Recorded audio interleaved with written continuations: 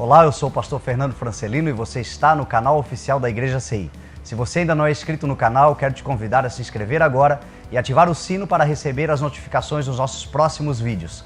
Você assistirá agora uma mensagem de boas novas, o Evangelho do nosso Senhor Jesus Cristo, que revelará o teu caminho e te ajudará a desfrutar da vida abundante e eterna que o Senhor tem para você. Que Deus te abençoe.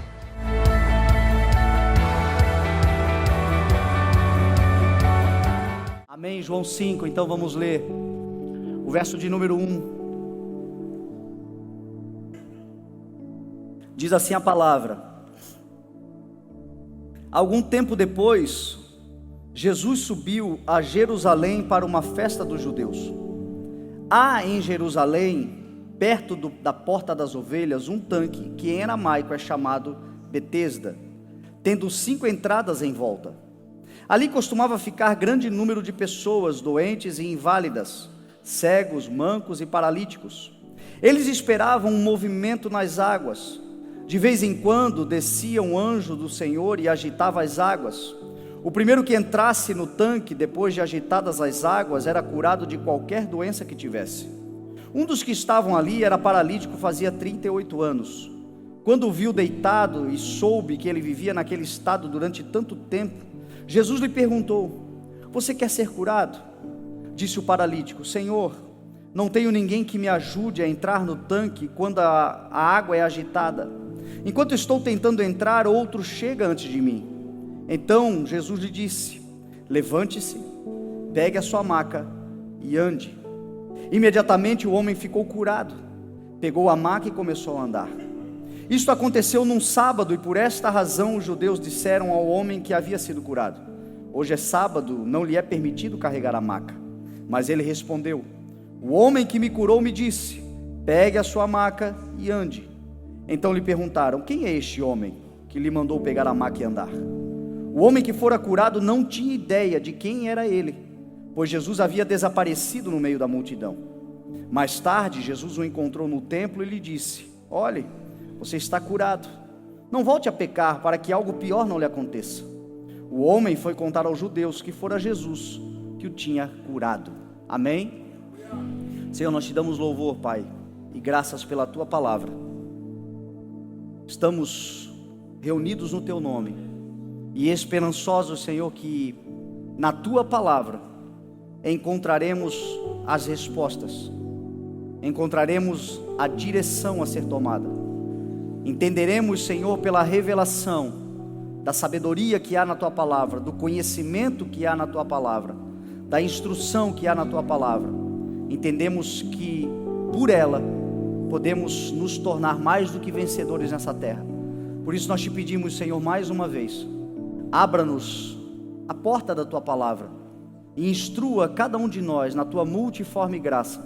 Que esta palavra, Senhor, que é uma dita por mim, possa ser transformada para cada coração, na medida de graça que cada um aqui necessita, para vencer, para avançar, e para que a sua vida seja uma vida de glória ao Senhor, que assentado está no trono celestial, e que um dia voltará para nos buscar, e até lá nós estaremos iluminados pela tua poderosa palavra, em nome de Jesus. Amém. Graças a Deus. Amém? O texto que nós lemos, ele fala que há em Jerusalém um tanque chamado Betesda. Estou vendo aqui o Ademir, o Khalid e o Cid. Nós estivemos agora em novembro em Jerusalém, aqui o Rafa. Nós estivemos em Jerusalém e nós inclusive tivemos um momento no tanque de Betesda. Ele ainda existe, ele está lá. E esse tanque, ele fica muito próximo do templo de Jerusalém, do templo de Herodes, o templo de Salomão, o templo que fora construído e que hoje já não existe mais.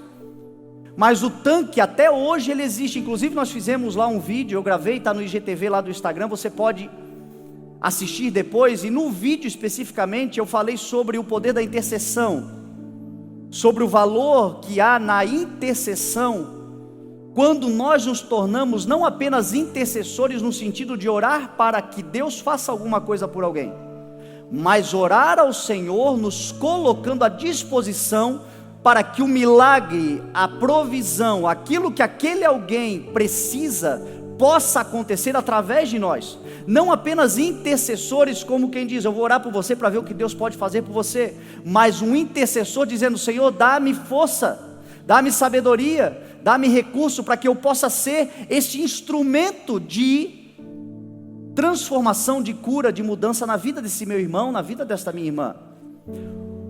Lá em Betesda, lá no tanque de Betesda, naqueles dias, apesar de Betesda significar casa de misericórdia, havia ali uma falta de misericórdia muito grande, havia ali uma falta de compadecimento. Tanque de Betesda significa casa de misericórdia, ou casa aonde a água flui.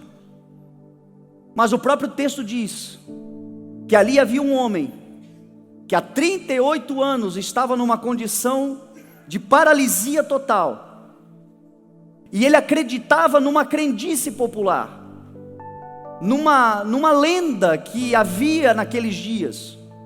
E quando eu digo lenda, eu digo isso porque do texto que nós lemos, o final do verso 3, e eles esperavam um agito nas águas, e todo o verso 4 que diz que de volta e meia descia um anjo e agitava as águas, e o primeiro que entrasse nas águas ele era curado. Este pedaço do texto, na maioria dos escritos antigos, ele não está presente. Então ele provavelmente surgiu ao longo das compilações. Alguém colocou porque talvez até tenha acontecido, talvez até tenha de alguma forma havido milagres naquele lugar. Inclusive houve, porque Jesus Cristo cura aquele homem naquele lugar. Só que provavelmente a crendice popular estabeleceu ou deu crédito à cura daquele homem à própria água. Nós estamos falando de um tempo em que não havia informações, não havia nenhuma forma de registro fotográfico, vídeo. As coisas eram passadas de boca em boca. Então você imagina, se eu falar algo no ouvido da minha esposa aqui, até lá atrás vai chegar diferente. Então provavelmente a própria cura desse homem se deu o crédito ao tanque. Mas eu digo que é crendice popular porque com certeza a forma pela qual o poder o poder miraculoso, as coisas aconteciam naquele lugar, é contrário àquilo que o Senhor deseja, é contrário àquilo que o Senhor estabeleceu. A Bíblia diz que em Cristo todos aqueles que tocavam em Jesus eram curados. A Bíblia diz que o Senhor deseja que todos nós sejamos curados, libertos, alcançados. A Bíblia diz que Ele levou sobre si as nossas enfermidades, o castigo que nos traz a paz estava sobre Ele, e pelas suas feridas todos nós, aqueles que cremos, fomos sarados. Pela fé, no mundo de Deus, no céu do Senhor, nós já somos abençoados com toda sorte de bênçãos espirituais em Cristo Jesus. Então não combina com Deus esse tipo de ação. Vou fazer um negócio, eu vou mexer a água de vez em quando, e aquele que primeiro entrar será sarado, e o resto que se lasque. Não tem a ver com Deus isso. Eu imagino que aquele lugar era um lugar de muita disputa, um lugar de muitos acotovelamentos. Eu imagino que os momentos onde alguém mexia aquela água, ou diziam que aquela água havia sido mexida, provavelmente havia ali uma guerra, uma disputa para ver quem poderia entrar primeiro naquele lugar. E eu te pergunto, isso tem alguma coisa a ver com Deus? Será que é isso que Deus quer? Será que essa é a vontade do Senhor? Não é a vontade do Senhor, não é o propósito de Deus. O propósito de Deus é que todos sejam alcançados, que todos sejam salvos, que todos sejam libertos, que todos possam tocar no Senhor e dele sair virtude, que sara a todos, que liberta a todos, que liberta a todas. Mas isso acontecia, e hoje pela manhã, quando eu refletia nesse texto, eu me peguei pensando que um dos problemas que provocaram isto é o fato de o tanque ter muitas portas, o tanque ter muitas entradas. E este tanque de Betesda, é possível a gente fazer uma analogia com parte da igreja hoje. A igreja que deveria ser casa de misericórdia, A igreja que deveria ser um lugar de acolhimento a todos. A igreja que deveria pregar que só existe uma porta e não várias portas. O interessante é que o texto diz que esta casa de misericórdia, esse tanque de Betesda que tinha 5 entradas, estava bem próximo da porta das ovelhas. Quem é a porta das ovelhas? Não estava tão longe, estava próximo. A Bíblia diz lá em Neemias, no capítulo 3, que essa porta foi restaurada por Eliasib, que era um dos sacerdotes do tempo de Neemias, que restaurou com seus companheiros parte do muro, e a porta das ovelhas, o seu nome significa Deus restaurará. Deus restaurou a entrada para todas as ovelhas do seu rebanho através de Cristo. Cristo é a porta das ovelhas. Jesus é a porta. Mas às vezes nós como igreja somos a casa de misericórdia, o tanque de Betesda, que oferece muitas entradas. Nós estamos perto de Jesus, mas não basta só Jesus, tem que ser Jesus e aquela campanha de 40 dias. Tem que ser Jesus e aquele voto. Tem que ser Jesus e aquele sacrifício. Só Jesus. É tão simples o evangelho, confiando somente em Cristo, que para muitos não parece nem ser algo que se dê crédito, porque é muito simples. Aquele que vier a mim, de maneira nenhuma rejeitarei, de maneira nenhuma lançarei fora. Venham a mim todos vocês que estão cansados e sobrecarregados, e eu vos darei descanso. Eu sou o caminho, eu sou a verdade e eu sou a vida, disse o Senhor Jesus Cristo. Ninguém vem ao Pai a não ser por mim. Eu sou a porta das ovelhas. Não são portas, eu sou a porta é estreita, mas você passa em nome de Jesus, e aquele que entra por mim, entrará e sairá e encontrará pastagens. Mas às vezes, meu irmão, a igreja, a religiosidade impõe algumas outras formas de entrada, algumas outras portas. Então não basta a porta somente, tem que ser a porta e mais alguma coisa. Sabe o que isso gera? Competição. Isso gera falta de misericórdia. Isso gera, e isso desperta os instintos mais primitivos do coração caído do homem, os instintos de disputas, de procurarmos lugares de exaltação. Por que eu digo isto? Isso parece, sabe o quê? Aquelas conferências que hoje tem muito, onde você vai para a conferência religiosa, a conferência do poder, a conferência do milagre, a conferência da cura, a conferência da prosperidade, a conferência da manifestação do Espírito, a conferência do avivamento. E quando você chega lá, tem várias portas. Tem a porta VIP, tem a porta exclusiva, tem a porta lounge, e tem a porta arquibancada, e tem a porta popular, e são várias portas. E quando a gente estabelece isso, quando as águas mexem, quem é que entra?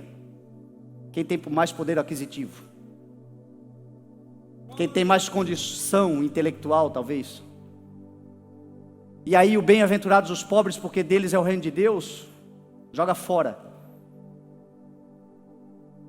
Bem-aventurados os que têm fome e sede de justiça, porque serão satisfeitos, joga fora. Bem-aventurados os que choram, porque serão consolados, joga fora.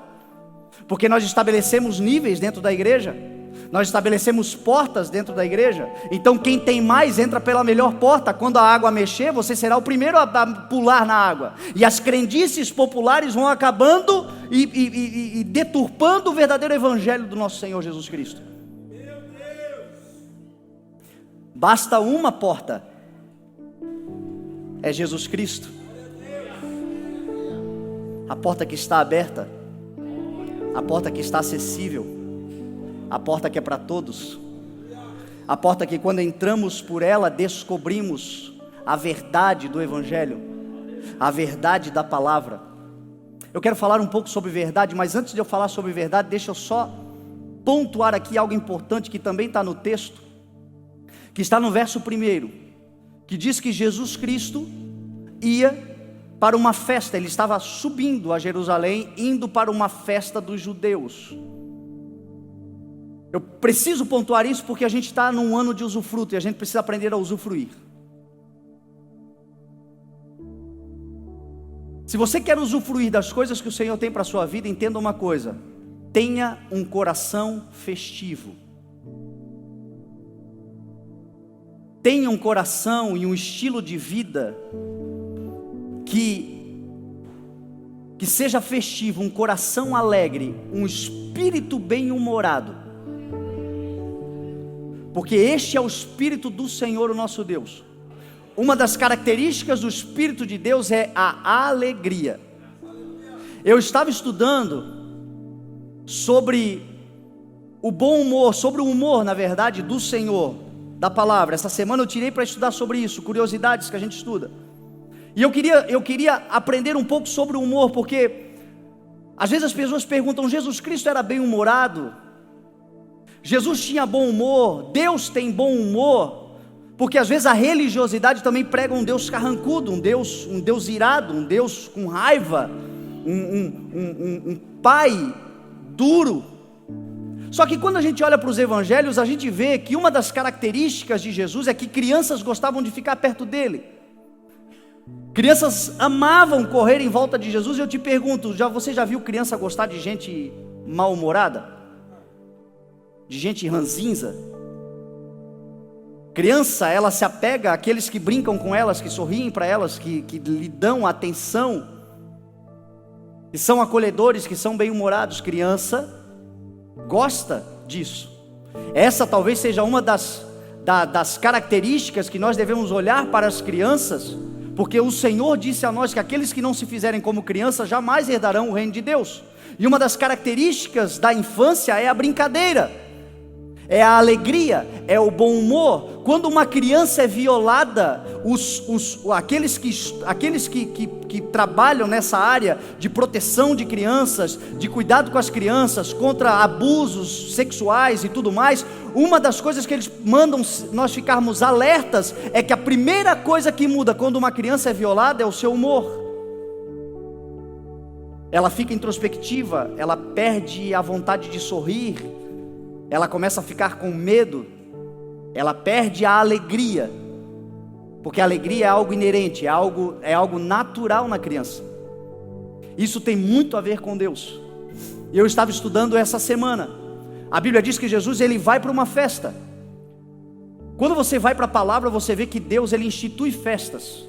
Para o povo de Israel, quando tirou do Egito, ele instituiu pelo menos 3 festas anuais, e tantas outras paralelas, mas pelo menos 3 festas anuais. A festa dos pães sem fermentos, que era a Páscoa, a festa da semeadura, a festa do tempo da semeadura e a festa da colheita. Então eles faziam festa para se lembrar de onde o Senhor lhes tirou, faziam festa, celebravam. Às vezes nós estamos vivendo um tempo de tribulação, de amargura, um tempo de muita luta, um tempo de muita guerra. De repente Deus vira o nosso cativeiro e a gente tem até medo de celebrar. Está tão bom para ser verdade que eu não vou nem fazer bagunça, eu não vou nem me alegrar.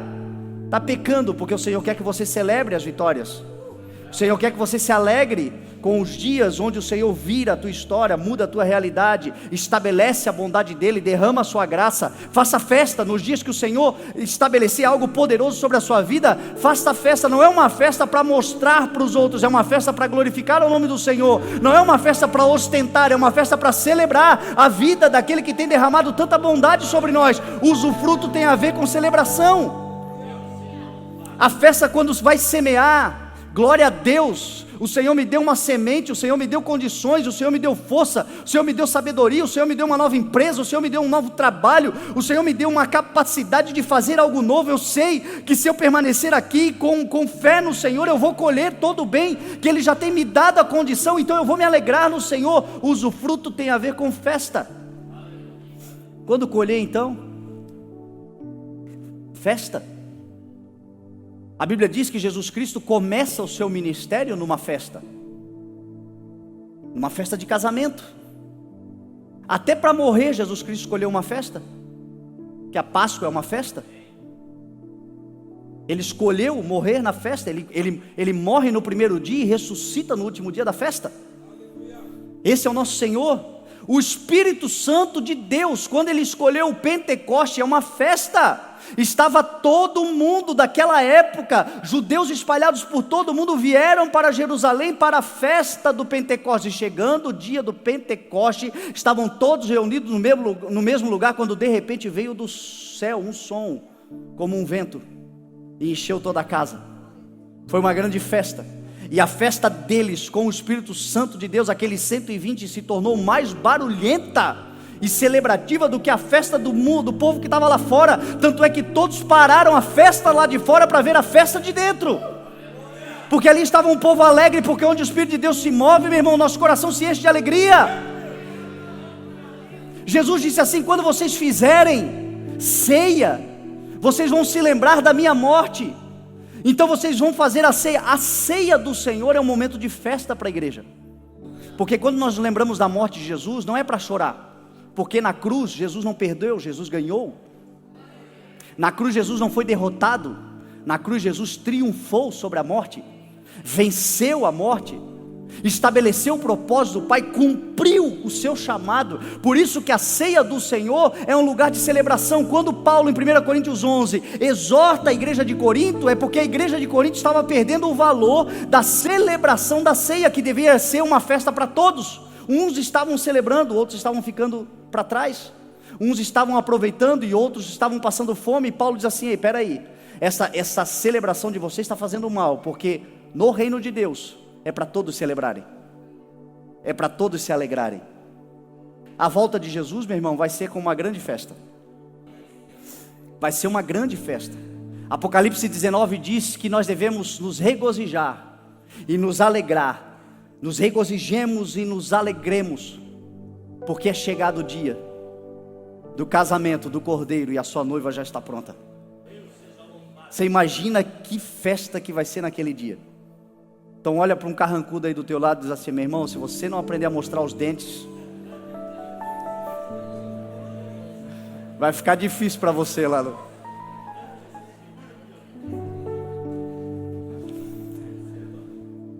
E sobre o bom humor, olha que interessante. O humor é uma coisa muito relativa a lugares, a épocas e a culturas. Por exemplo, se você for assistir um stand-up americano, lá nos Estados Unidos, por mais que você compreenda a língua, dificilmente você vai achar graça. Dificilmente você vai rir das piadas, por causa da cultura, o estilo de vida americano. Então aquilo que eles acham graça, os tempos também determinam isso.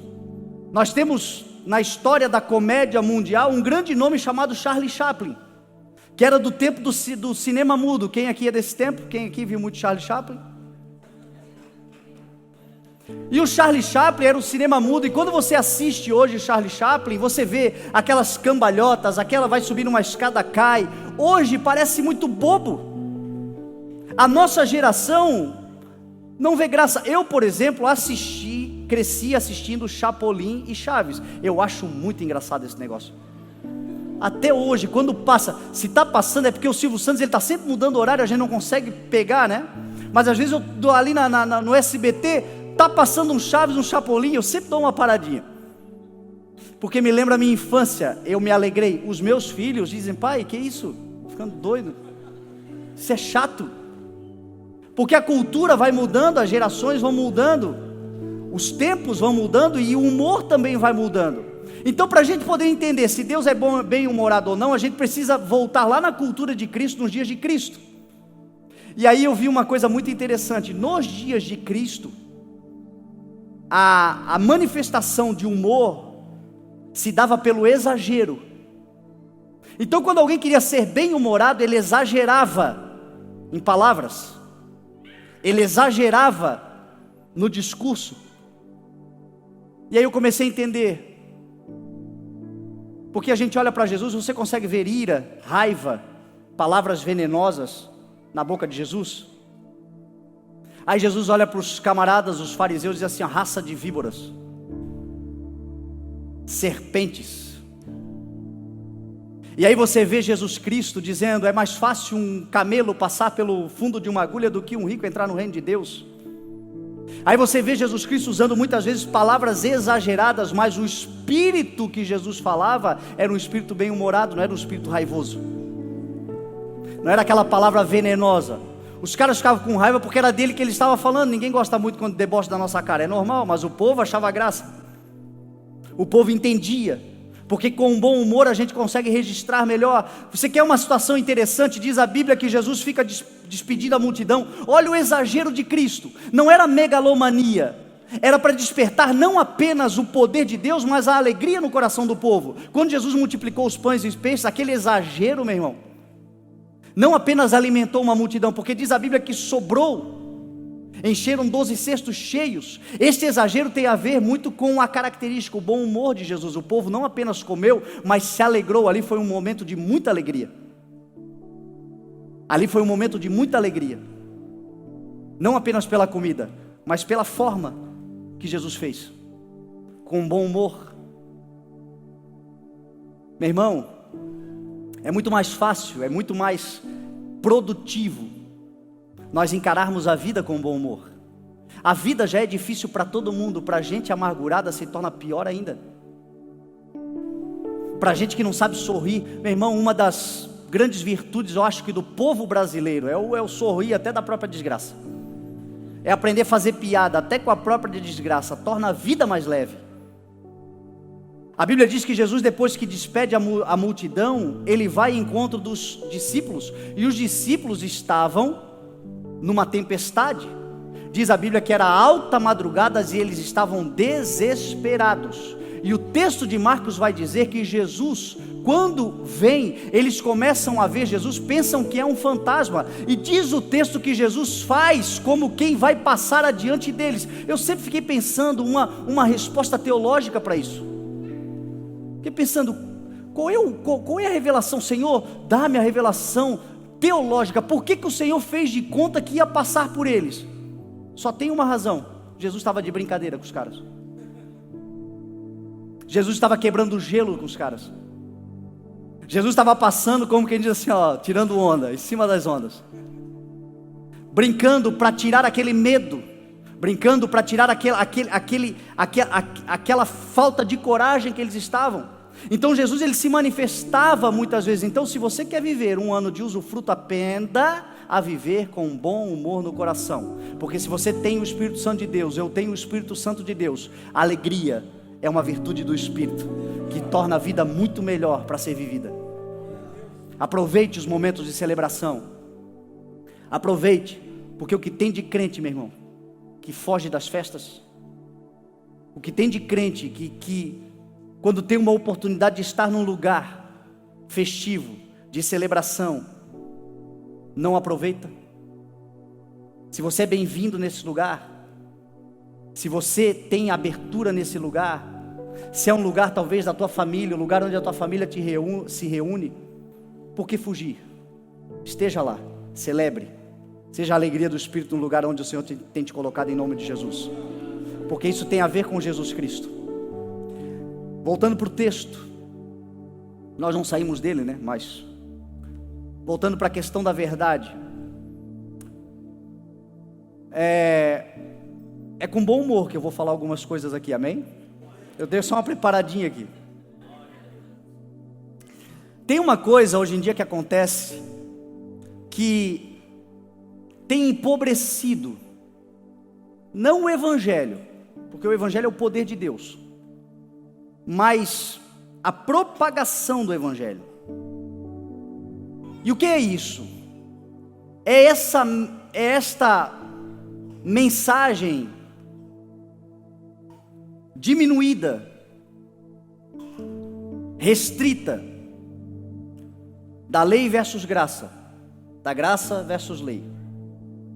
A Bíblia diz, e é clara, que a lei, ela teve fim em Cristo. O fim da lei é Cristo. Nós não somos aqueles que vivem debaixo do jugo da lei. Inclusive a lei nem foi dada para nós gentios. Nós somos salvos pela graça, mediante a fé em Cristo. Isso não vem de nós, é dom de Deus. Mas onde é que eu digo que estão empobrecendo muitas vezes a pregação do Evangelho, porque ficamos somente nisto. Não é lei, é graça, não é lei. Mas nós nos esquecemos de algo poderoso, que está em João capítulo 1, que diz que a palavra tornou-se carne, João escreveu, e viveu entre nós.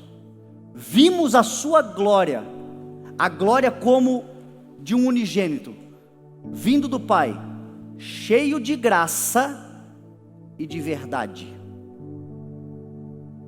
João dá testemunho dele dizendo: este é aquele que vem depois de mim, porque é superior a mim, já existia antes de mim. Recebemos da sua plenitude graça sobre graça. E aí João termina dizendo: porque a lei foi dada por intermédio de Moisés, a graça e a verdade vieram por intermédio de Jesus. Jesus não trouxe só a graça, Jesus trouxe também a verdade. E às vezes nós pregamos somente a graça e esquecemos de falar a verdade. E a vida só é possível com verdade. A graça te coloca no caminho da verdade. É mais ou menos assim. O que é a graça? Eu tenho uma dívida que eu fiz, ninguém fez por mim. Eu gastei no cartão de crédito mais do que eu devia, eu estourei o meu cheque especial, eu me atrapalhei com financiamentos bancários, o meu salário hoje é muito inferior àquilo que eu devo, então eu tenho uma dívida impagável, não consigo pagar. E aí eu estou lá no meu canto, desesperado, pensando em como pagar isso, em como realizar, como fazer, talvez até pensando em desistir. São tantos os pensamentos, quando a gente está endividado, com problemas, são tantos os pensamentos. E aí de repente alguém se apresenta a mim e diz o seguinte: eu me compadeço de você, eu acho um desperdício, você está se acabando nessa situação que você mesmo criou, eu vou pagar a tua dívida. Como assim tu vai pagar minha dívida? Quem vai pagar a dívida dos outros? Você vai pagar minha dívida? Mas quanto eu te devo? Não me deve nada, eu vou pagar a sua dívida, vou zerar a sua conta, e a partir de hoje você não me deve mais nada, e você não deve mais nada para ninguém. Você está pronto, está livre, está liberto para recomeçar, para ressignificar, para começar a andar de novo, sem nenhuma condenação. Não tem mais Serasa, não tem mais SPC, a tua dívida está paga. Isso é a graça. Agora, a graça de Deus terá algum valor se eu receber tudo isto e continuar desejando ser um caloteiro? Se eu continuar fazendo dívida sobre dívida, paga toda a dívida, paga tudo que eu devia, não me cobra nada, apaga o meu passado, mas eu decido a partir de agora, sem nenhuma dívida mais, continuar vivendo daquela mesma forma, fazendo as mesmas contas, errando nos cálculos. Essa graça que eu recebi, esse perdão vai se tornar inútil, porque ali na frente eu estarei totalmente endividado novamente. Isso é a graça de Deus. É por isso que Jesus trouxe graça e verdade, porque a graça regenera, a graça restaura, a graça purifica, a graça salva, a graça limpa, mas a verdade ensina, a verdade promove, a verdade acelera, a verdade qualifica. Nada se pode contra, somente em favor. Jesus disse assim: o Espírito de Deus, o conselheiro, a quem eu enviarei para não deixá-los órfãos, ele os guiará na verdade. O papel do Espírito de Deus é nos guiar na verdade, e é a verdade que nos faz crescer. Paulo vai dizer a Tito o seguinte: a graça de Deus manifestou-se salvadora a todos os homens. Veio e pagou a conta, mas ela nos ensina a renunciar à impiedade, à injustiça. Ela nos ensina a renunciar às paixões mundanas e a viver nesta era uma vida sensata, justa e piedosa, enquanto aguardamos a bendita esperança, a manifestação do nosso grande Deus e Salvador Jesus Cristo. Então a graça de Deus é isto, meu irmão. O que é graça? Hoje é um dia de graça, porque o Senhor está nos dando. A Bíblia diz assim: este é o dia que o Senhor fez, alegremos-nos e regozijemo-nos nele. Quando nós recebemos do Senhor um entendimento, quando o Senhor nos traz uma palavra de restauração, é a graça do Senhor. E a graça do Senhor é tão escandalosa e extraordinária, por isso que a Bíblia diz assim, que recebemos da sua plenitude, graça sobre graça. Porque esse negócio de pagar a conta, Jesus não pagou só uma vez. Se você falar da salvação, uma vez por todas na cruz do Calvário, mas quantas graças nós temos recebido todos os dias? Quantas contas que o Senhor já pagou no passado, e quando nós percebemos, nós estávamos novamente enredados nela, e o Senhor vem e paga de novo. A gente pode trocar essa palavra por oportunidades. Quantas oportunidades o Senhor tem nos dado? Por causa da misericórdia do Senhor, diz a palavra que a misericórdia do Senhor é a causa de nós não sermos consumidos. Elas são novas a cada manhã. Enquanto há um ar nos pulmões, enquanto há um olho aberto, enquanto há uma vida para ser vivida, tem graça de Deus. Mas não é só a graça, é a verdade. É graça e verdade. Então eu quero compartilhar com você rapidamente, porque o tempo já está adiantado, algumas verdades.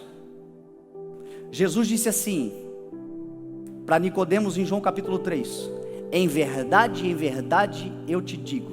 É muito importante nós entendermos, quando Jesus fala, você vai ver na sua Bíblia, muitas vezes Jesus falando o seguinte: em verdade, ou digo-lhe verdadeiramente, digo-lhe a verdade. A palavra que Jesus usa ali não é aletheia, porque o grego tem duas palavras para verdade, aletheia e amém. Quando usa aletheia, está falando de verdade. Verdade por si só já é verdade, já é importante.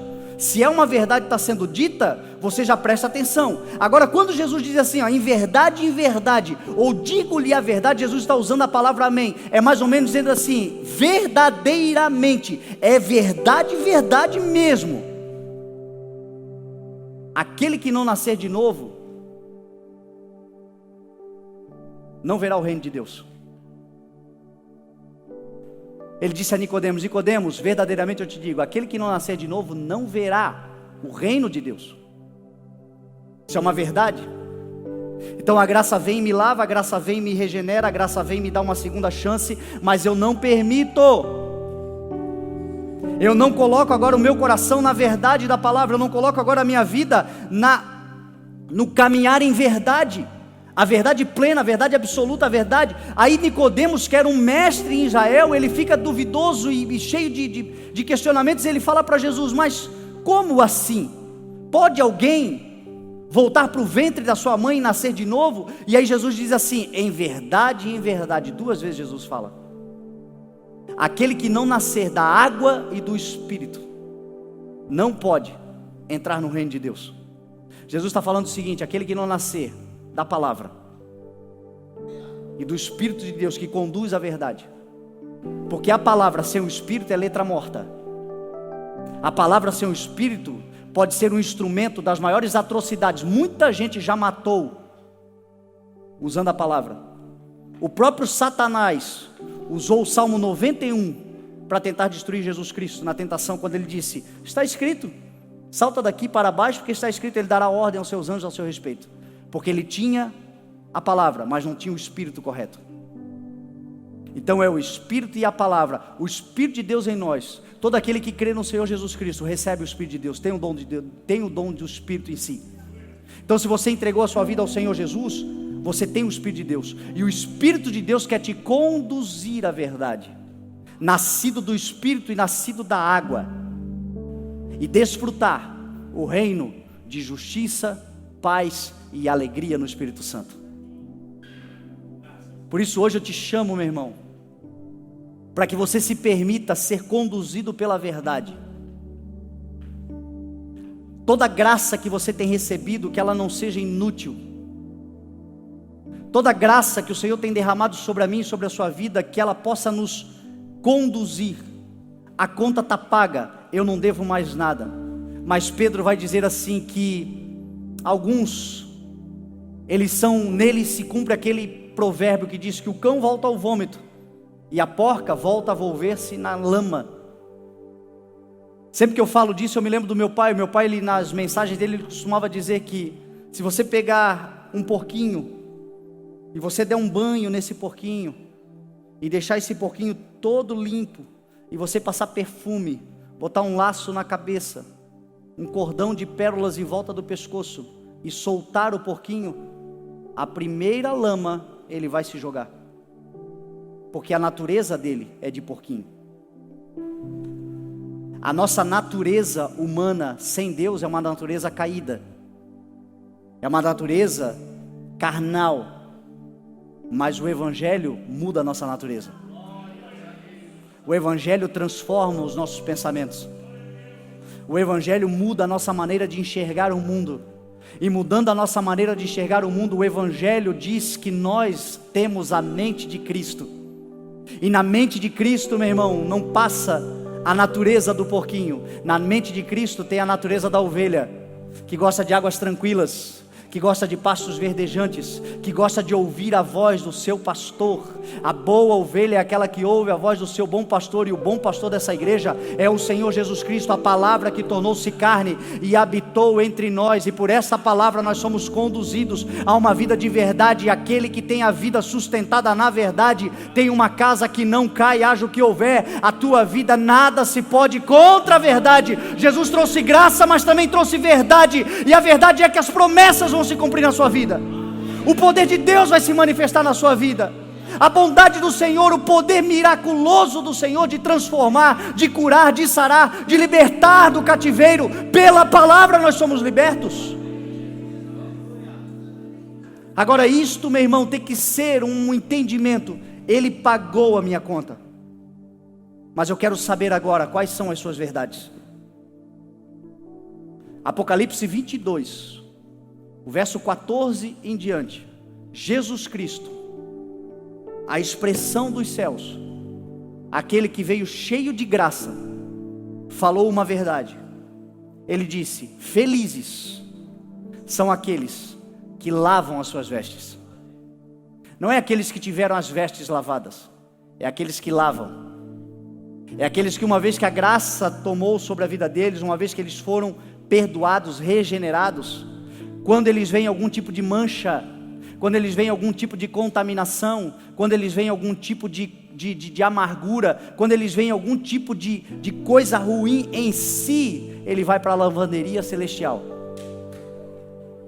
e ele lava as suas vestes no sangue do Cordeiro, que tira o pecado do mundo. Não tem homo, meu irmão, que dê conta. Agora Jesus Cristo, com seu sangue precioso, limpa. É o alvejante que traz brilho. A Bíblia diz que para a noiva foi dado linho fino, puro e brilhante. São os atos justos dos santos. Não tem jeito, meu irmão. A vida na terra, o mundo é tenebroso. Talvez você não tenha mais a natureza do porquinho, mas você está no mundo, e você está do lado de pessoas com espírito, muitas vezes do mundo. Então volta e meia alguma chafurdada respinga em você. Eu não quero mais me jogar, mas é inevitável de alguma forma ser respingado. Mas existe uma lavanderia celestial. E aí eu chego nesse lugar e digo: Senhor, me mostra a tua verdade. O que eu preciso fazer nessa área? O que eu posso fazer? O que eu posso fazer para melhorar o meu relacionamento conjugal? O que a verdade diz? Senhor, eu aprendi lá no mundo que era de um jeito, que era que a minha família, a história da minha família. Qual é a tua verdade, Senhor? Qual é a verdade do Evangelho para o marido tratar a esposa? Jesus Cristo responde. Jesus diz assim: eu digo uma verdade para você: trata a tua esposa como eu te trato. Ama a tua esposa como eu te amei. Dá a tua vida pela tua esposa como eu dei a minha vida por ti. O pai é o meu cabeça, eu sou o teu cabeça, seja você o cabeça da tua esposa. E o cabeça numa conotação de proteção, não de opressão, de amor. Ah, esposa, o que eu faço? Porque lá eu aprendi na minha família que era desse jeito. O Senhor diz, eu digo a verdade: seja dócil, seja compassiva, não seja linguaruda.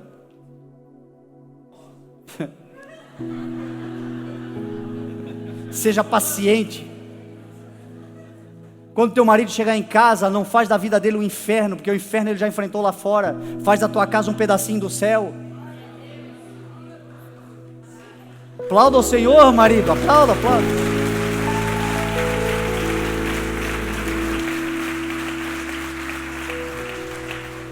E os maridos ali, glória a Deus, glória a Deus.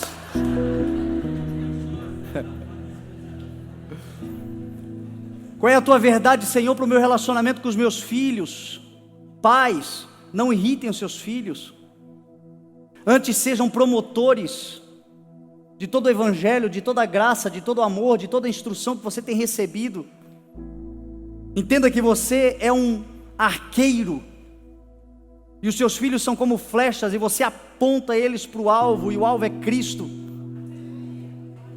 Filhos, a verdade: honra o teu pai, honra a tua mãe, respeite-os, ouça os conselhos deles, porque tudo te irá bem, e tu terás vida longa nessa terra. A inteligência não nasceu com você, a sabedoria Deus deu para o seu pai, para a sua mãe. Eles estão em lugares que você ainda passará. Eles já passaram por lugares que você está passando. É a verdade. É bem diferente do que você vai ouvir no encontro com a Fátima Bernardes amanhã de manhã.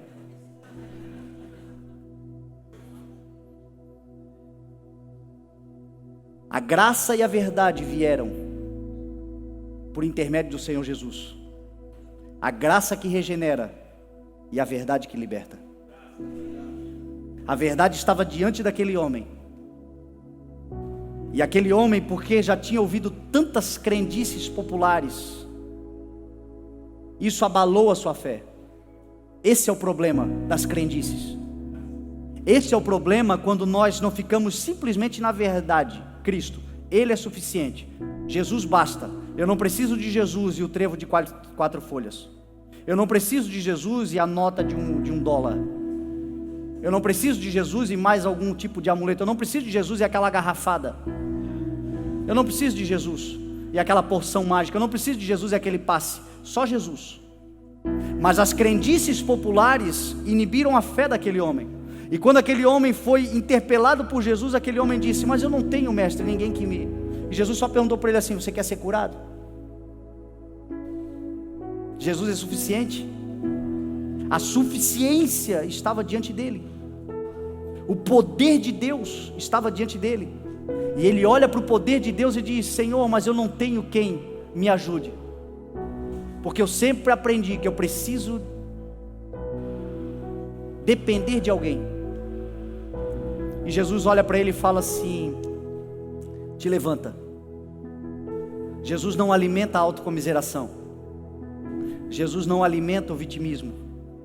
Jesus não alimenta o complexo de inferioridade daquele homem. Jesus tão somente olhou para ele e disse: te levanta, pega a sua maca e anda.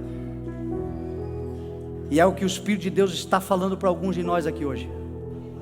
Existe uma verdade do Senhor sendo liberada aqui hoje, e a verdade é: te levanta. Eu não sei se você está há 38 anos, 38 meses, 38 dias, talvez 38 minutos, essa mensagem está durando só isso mesmo. Mas o fato é que uma verdade está sendo estabelecida aqui para a sua vida. O Senhor está diante de nós dizendo assim: levante-se. Essa semana eu assisti o jornal hoje, no sábado, acho que foi no sábado, e eu acompanhando o jornal e me lembrando da palavra, da verdade. Terremoto na Turquia, uma chuva maior da história em Minas Gerais, esta coronavírus, essa peste, esse vírus se espalhando por toda a humanidade, a terra com medo. E eu comecei a me lembrar do que Jesus falou, que haveria tudo esse tipo de coisa: pestes, terremotos, guerras e rumores de guerras, bramido e agitação do mar. E estes seriam para nós sinais da manifestação da glória. Essa é a verdade que nós carregamos. sinais da volta do nosso Senhor Jesus. Agora, o interessante não são os sinais em si. Os sinais é apenas uma direção, um entendimento. É só a sinalização mesmo do caminho que nós estamos trilhando. Jesus dizendo assim: ei, está se cumprindo todas as coisas. Tudo está se cumprindo. Agora o interessante é o que Jesus disse: quando começarem a acontecer estas coisas, levantem-se e ergam a cabeça de vocês, porque a redenção de vocês está próxima. Então é tempo da igreja se levantar. É tempo da igreja erguer a cabeça, porque é de lá que vem o socorro. Se você está sentado, levante. Se você está caído, levante. Se você está prostrado, que não seja diante do Senhor, levante-se. Se você está paralisado, o Senhor hoje te dá força, levante-se. E você vai saltar. Diz a Bíblia que imediatamente o homem levantou-se. Guarda essa palavra no teu coração. O imediato do Senhor chegou sobre a sua vida. O imediatamente do Senhor está chegando sobre você. Esqueça as pessoas que não te acolheram, esqueça as pessoas que não estenderam a mão, esqueçam. Jesus ali está dizendo para aquele homem: a tua fé é suficiente. O Senhor até pode fazer através de pessoas, mas o Senhor não depende da disponibilidade de pessoas que você espera para fazer em você aquilo que você tem necessidade. Ele é suficiente, basta Cristo. Se você puder receber a oração de alguém, glória a Deus. Nunca, a oração não faz mal nenhum, sempre faz bem. Mas se não tiver ninguém para orar por você, a tua oração é suficiente para você viver o teu milagre. Por isso que Jesus disse aos discípulos: se vocês tiverem fé do tamanho de um grão de mostarda, vocês podem dizer a esse monte: lance daqui para o mar, e assim será feito. Porque os discípulos tinham perguntado para Jesus: por que a gente não conseguiu libertar um menino que estava endemoniado? E Jesus disse: porque a incredulidade no coração de vocês. O escritor traduziu por pequena fé. A sua fé é pequena, ou a pequenez da vossa fé. Mas a palavra grega é apistia. E apistia não é pequena fé, apistia é ausência de fé. O que Jesus estava, tanto é que Jesus disse: um grão de mostarda, ou seja, a menor semente, vocês não conseguem por causa da incredulidade total de vocês. Agora uma fé pequenininha já é suficiente para mover montanhas. Guarda a tua fé, meu irmão, e a tua esperança no Senhor, porque hoje Ele chega diante de você dizendo: levante-se, porque eu sou contigo.